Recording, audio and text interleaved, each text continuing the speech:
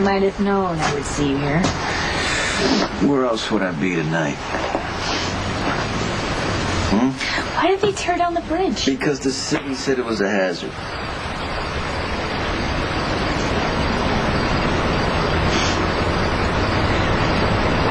I don't know if Stone ever told you this, but right after he'd gone public about having AIDS, he was helping Lucky with a project.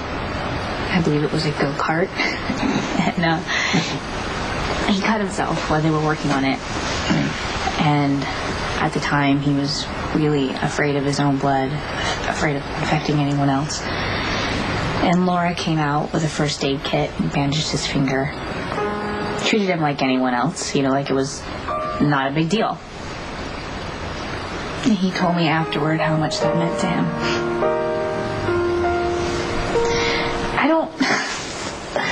I don't even know why I'm telling you this. It doesn't matter. I mean, Stone's gone, and in a way, Laura is too. We're both here for the same reason. To remember the anniversary of Stone's death. How do you know I'm not here mourning Jason? Are you? Well, I haven't found his body yet. Let's just say that, there's always reason to believe. Okay. Well, the fact that you're here and not making funeral arrangements is reason enough for me to believe. Do you remember when we bungee jumped? Yeah, that was one of the things Stone wanted to do before he died. Mm-hmm. Why do you want to do that? I don't know. It's like, I don't know. I remember it was really warm that night. Stone got up on the ledge and he was so scared. I was too. But I don't know, I just figured it's the worst that can happen. He got up there and he screamed really, really loud before he jumped off. And he was just so, alive in that moment. And then I blinked my eye, it was December and it was cold. Yeah. You and I were still here, and Stone, he was nothing but ashes. And we picked this spot to remember the joy. And let me tell you something, okay?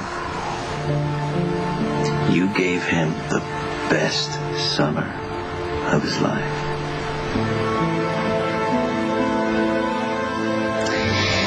He told me I'd become a doctor. Yeah. He knew. Right? He said that I would find a cure for AIDS. Or at least I would make people's lives better. No, I'm just not doing a good job of that.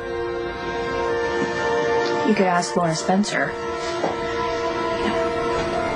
She could talk. Is it your fault Laura's treatment didn't work? Dr. LaGrassi made it very clear from the beginning that the treatment would only work for a little while. Okay. I was the one that wanted to believe it would work indefinitely, because if a miracle could happen for Laura, then... Okay, your situation is nothing like Laura's. Exactly. It was wrong of me to project my fears about my own situation onto Laura's life. Okay. I always accuse Patrick of being unprofessional, and... You and Patrick having problems, and what's going on? No more than anyone else. Told me that he loves me. Yeah? That's a good thing, right? There are just some things that I'll never be able to explain to Patrick. Things about Stone, things about me, things I don't even understand myself. Well, sometimes you don't have to explain, everything to the people you love. You just got to take a leap of faith. Yes, but that leap involves trust, and trust involves honesty. It's wrong to imply hope where there is none. That's exactly what I did to Laura's family when I didn't tell them that her recovery was temporary. I just need to take responsibility for my own actions. Otherwise, I'm failing myself, my patients, and the man who loves me. Nicholas is avoiding me in the polite way that he does. Well, maybe Nicholas just needs to grieve, just like all the Spencers. You think you can give them that without feeling like it's your fault? Well, they wouldn't have to grieve if I hadn't given them false hope to begin with. Oh, no. It was not false. I was at the wedding. Laura looked so happy and beautiful, and her children got to do something they didn't get to do the first time when she slipped away, which was say goodbye and tell her how much they loved her and hear her say it back. You are a doctor. This kind of job takes risk. And this was a big one, but you can't say you were better off not trying with Laura. I don't know, honestly. Okay, you got your parents back from the dead. You think you was better off if they didn't come back? What if Stone just walked in right now, right? And he said to you, I got one night with you. Would you send him away? I don't know if he'd even recognize me anymore. I keep thinking about what a disappointment I'd be to him. Why? Because he was so perfect? No one loved Stone more than I did. You know that, right? And he suffered, and he broke our hearts. But you know what? He was just a kid. He wasn't a saint. He couldn't predict the future. Hell, he was the one who said that I'd end up with Brenda. And look how that turned out, right? Yeah. But you know what?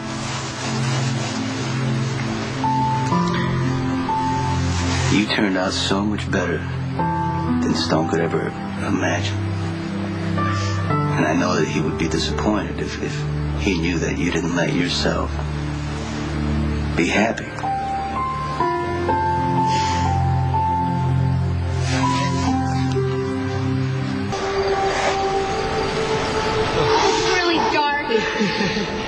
You know what? I don't even see the bottom. It's down there somewhere. It's all yours. Come on. Okay, help me up. Wow.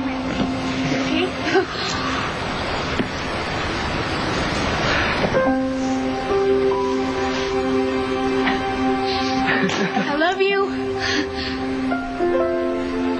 I love you, Robin. I hope he's as happy as he was that night here.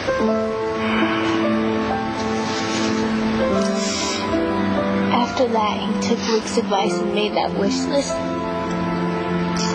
You know, he did almost everything on that list.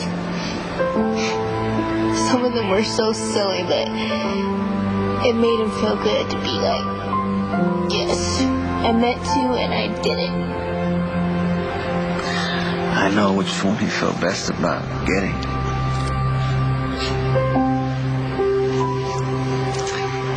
This one. So I wouldn't forget him. As if